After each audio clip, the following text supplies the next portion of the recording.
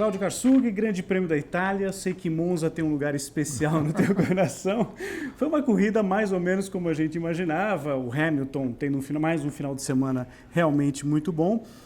A torcida ferrarista italiana, os tifosi, ficaram muito contentes, porque afinal de contas o Vettel chegou em segundo e o Massa, que é muito querido pelos italianos, né, chegou em terceiro. Foram 8 temporadas lá em Maranello. Antes da gente falar do pódio, né, efetivamente, a atuação do Hamilton, agora ele abriu 53 pontos para o Rosberg, né? Se ele chegar em segundo lugar em todas as corridas, ele é campeão do mundo. Corrida e esse quadro, já está liquidada a fatura? Eu venho dizendo isso, que a fatura está liquidada já alguns grandes prêmios, porque o Hamilton está vivendo uma temporada realmente excelente e ele acabou sobrepujando, eu acho também do ponto de vista psicológico, ao Rosberg. Rosberg hoje é o segundo piloto da equipe Mercedes. E a equipe Mercedes está, em relação às demais, num plano absolutamente superior. Aliás, uma das coisas que a corrida mostrou isso claramente foi essa superioridade. O Hamilton estava já com a nova versão do motor e ele, no fim, estava rodando mais ou menos nos mesmos tempos do Vettel, 1,27. Aí o box da Mercedes ficou com receio por aquela questão dos pneus, depois vamos falar disso, de uma penalização, pediu para o Hamilton acelerar o mais que pudesse. Acelera, depois a gente fala. Ele imediatamente baixou 5, 6, 7 décimos. Tinha uma margem ali tinha uma muito margem boa. Absolutamente confortável. Quer dizer, se tivesse necessidade, ele poderia ter rodado muito mais rápido e assim mesmo chegou com um dia de vantagem em relação ao Vettel. Dava para ele fazer um pit stop a mais e ainda sair em primeiro. Então, a Mercedes ratifica essa condição de melhor carro da temporada. Melhor motor também, né? Melhor motor. E certamente eu acho que será o carro a ser batido também no ano que vem. Para mim, me surpreenderia que aparecesse no inverno, no trabalho, alguém superior a Mercedes. Quando muito, pode aparecer alguém, talvez em condição de lutar, mas essa superioridade da Mercedes será muito dura de ser eliminada, porque se os outros vão progredir, eles também vão trabalhar, é lógico, não é que vão ficar passeando de esqui. Não, essa evolução no motor já provou isso, né? Exato, Claro. provou isso claramente. E do outro lado, mostrou também que aquela ideia de você não fazer mais do que 5 grandes prêmios com motor, está sendo seguida a regra também no projeto do motor, porque o Rosberg teve que usar o motor velho na 6ª corrida e viu o que aconteceu, aquele churrasco final, pegando fogo.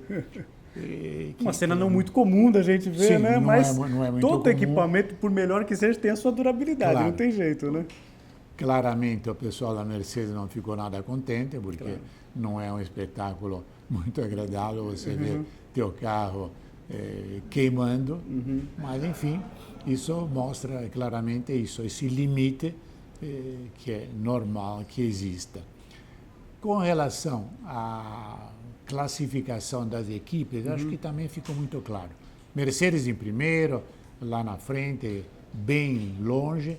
Depois tem um grupinho mais ou menos perto, daí depende do circuito. No circuito de motor, como é Monza, você vê que a Ferrari, a Williams, a Force India tiveram mais ou menos perto. E não é por acaso que são todos carros com motor Mercedes, exceto a Ferrari, que tem um motor próprio. E aí também, inclusive, se pode falar daquilo que são as grandes manobras nesse momento, para o fornecimento de motores para o ano que vem. Mercedes quer vender os motores, porque, claro, vê a parte comercial, a parte, inclusive, de prestígio. De ver, olha, quantas equipes com o nosso motor. Tem gente que, como o próprio Hamilton, que não está muito contente. Porque imagina o motor Mercedes na Red Bull. Se o Newey realmente consegue fazer um carro melhor que os outros, bota o motor Mercedes, a própria Mercedes não vai ter como bater a Red Bull. Dando munição para o inimigo. Dando munição para o inimigo. Por outro lado, com critério também mais ou menos comercial, de marketing, o Marchione está tentando entrar nessa jogada, vender o motor da Ferrari para a Red Bull. Aí precisa ver o que é que vai fazer a Renault, se ela compra a Lotus e volta com uma equipe própria, se desiste. Tem muita gente na Renault achando que não vale a pena gastar dinheiro na Fórmula 1 para não ter resultado. Enfim, acho que é um panorama ainda nesse sentido de o ano que vem absolutamente incerto. A única coisa que se sabe é que teremos o time Haas com motor Ferrari correndo. Isso já está certo. Mas serão 11 equipes. Tinham mais 2 equipes que queriam entrar e ainda nesses dias a declaração da FIA que não foram julgadas suficientes as garantias, entendo eu, sobretudo garantias econômico-financeiras, garantias bancárias, para abrir o leque de participantes. Então, não adianta ter uma equipe como Menor, Marussia. Exato. Que, quase um carro de GP2. Tem um motor Ferrari, mas fica a 1 segundo, 2 segundos dos demais. Então, isso não leva a nada, inclusive, em sentido de espetáculo. Claro. A corrida não teve muita história, não. O Hamilton foi embora, o Raikkonen errou.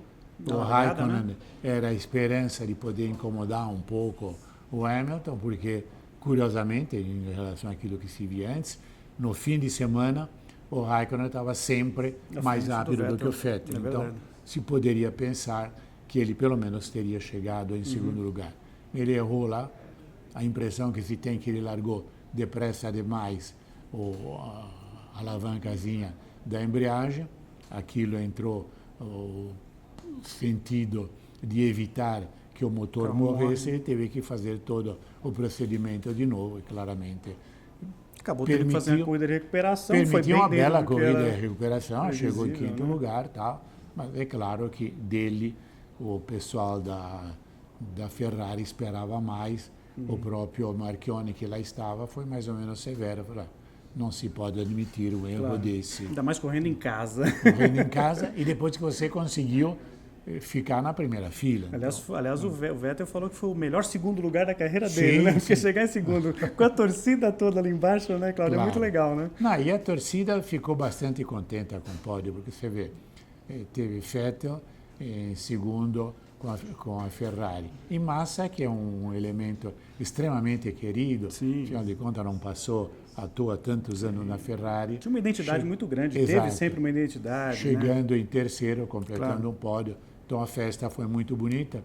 E eu posso até brincar dizendo que com o Grande Prêmio da Itália terminou a fase europeia do Mundial, agora temos a fase folclorística, a fase em que o Bernie vai encher bastante as burras se você tem centenas de milhões de dólares para jogar fora, você faz o Grande Prêmio onde você quiser, não importa o país, você faz um belo autódromo e o Bernie leva lá toda a comitiva. Saudades de corridas na Holanda, na Suécia, né? Deixar a torcida, os na Alemanha. Torcedores. Pois é, então esse ano sim. Esse ano você não teve Grande Prêmio da Alemanha. Vem cá, tem a Mercedes que está dominando o campeonato. Tem vários pilotos alemães. Vettel, Rosberg brigando, queira ou não, né? Brigando. Enfim, e não tem Grande Prêmio lá? Pois é. Mas tem Grande Prêmio em Singapura, que é o próximo. Em Abu Dhabi, sabe? São as coisas, todos os lugares onde você invenções. pode... Singapura, você pode pensar em venda de diamantes, em Abu Dhabi em camelos, mas não Fórmula 1, de Fórmula 1, outra coisa. E notas, Cláudio? Tem a grande nota do final de semana, vai para o Hamilton, não tem jeito, certamente. Né? 10, porque ele fez uma corrida impecável, não a corrida, treinos, fez né? um Todos, fim né? de semana perfeito, absolutamente impecável, é mais um 10. É claro que pesa bastante nisso o fato de você ter um carro melhor que os outros. Claro. Mas soube aproveitar bem tudo. Mas soube aproveitar bem, não errou nada e, sobretudo, tendo ciência dessa reserva de potência que você tem, você guia muito mais tranquilo. Claro. Você vê, por exemplo, que o Vettel estava sempre pendurado. Sim. Estava no limite. Você estava sempre esperando, bom, vai sair, não vai sair.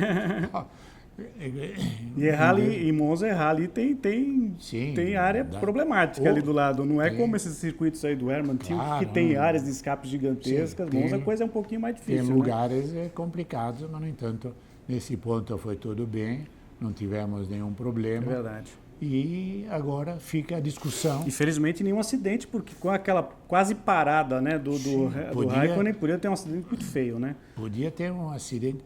Talvez o que evitou um pouco o acidente foi ele estar logo na primeira fila. Então todo mundo deu mais ou menos para ver. E quando quem estava atrás viu que quem estava na segunda, terceira fila estava desviando, falou, opa, tem coisa errada ali. Tem coisa errada, vamos ver. Porque se tivesse terceira, quarta fila, aí ia ser um amontoado de carros, ter tido um problemão, 6, 7, 8 que iam ficar de fora da corrida logo no seu começo. Algum destaque negativo? Talvez o Raikkonen? Alguma nota baixa para essa corrida, Cláudio? O Raikkonen realmente fez treinos sensacionais, como no Trofetto, mas depois arruinou a chance dele na corrida com esse erro na largada, que é também o resultado do fato de você já não ter mais a total ação de computação na largada. Agora depende um pouco também do piloto. Então, realmente, aí ele errou. Bom, próxima etapa, saindo da Europa, então, vamos para a Ásia agora, vamos para o Grande Prêmio de Singapura, dia 20 de setembro. Corrida noturna, a primeira da história da Fórmula 1 foi lá, vencida pelo Alonso, inclusive, né? É uma coisa que, se você voltasse atrás no tempo, 40 anos atrás, e dizer, olha, vamos fazer uma corrida de Fórmula 1 à noite, os caras iam rir na tua cara e dizer, sim, então vamos botar farol no carro. Mas, vezes e o sistema fazer... Às vezes até mais claro do que uma corrida durante o dia. Uma visibilidade perfeita. Quer dizer, né? O que mostra que hoje em dia, se você conseguir somar tecnologia e rios de dinheiro, você faz qualquer coisa. E no ano passado, só para a gente registrar, né, Cláudio, tivemos a pole do Hamilton, vitória do Hamilton, e depois chegaram as duas Red Bulls, né, na época o Vettel e o Ricciardo, e detalhe, né, o Rosberg abandonou a prova no ano passado. O que se acontecer nesse ano, aí quase as duas mãos na taça já estão com o Hamilton. Eu queria deixar aqui um registro, quem quiser acompanhar o Cláudio, além de acompanhar aqui no Notas do Karsug, pelo site da Rádio Nacional, né, pelo www.ebc.com.br, os comentários do Cláudio por futebol, enfim, o que você está fazendo lá, né, Cláudio? Estou comentando todos os jogos de futebol, e quando tem oportunidade, no programa da noite, no Mundo da Bola, que é de 8 às 9, falo também de Fórmula 1. Dá sempre uma pitadinha ali, né? É sempre possível. Falamos de Fórmula 1 e espero que vocês continuem me prestigiando. Muito legal. Então a gente volta para falar exatamente do Grande Prêmio de Singapura, que acontece no dia 20 de setembro, né? Entrando aí na temporada asiática da Fórmula 1. E é isso aí. Então, com o apoio de Caçula de Pneus, a gente encerra hoje o Notas do Karsug. A gente volta então para falar da próxima etapa, Grande Prêmio de Singapura de Fórmula 1. Até lá.